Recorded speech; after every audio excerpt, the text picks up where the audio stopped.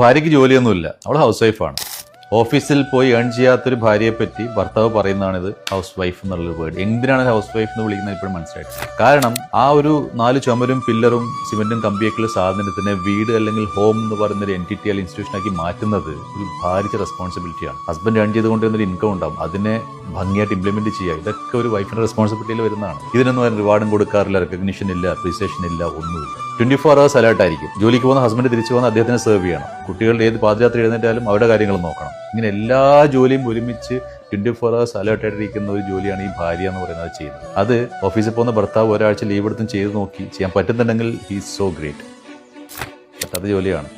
അപ്പോൾ ഇതിന് നമ്മൾ ചെയ്യാൻ പറ്റുന്നത് നമ്മൾ ശമ്പളമൊന്നും കൊടുക്കണ്ട. എന്നാലും ഇന്ന് വൈകുന്നേരം പോയിട്ട് എല്ലാവരും ഭർത്താക്കന്മാരോടാണ് വൈഫിൻ്റെ കൈ പിടിച്ച് പുറത്ത് തട്ടിയിട്ട് പറയും, താങ്ക്സ് ഫോർ എവറിത്തിങ്.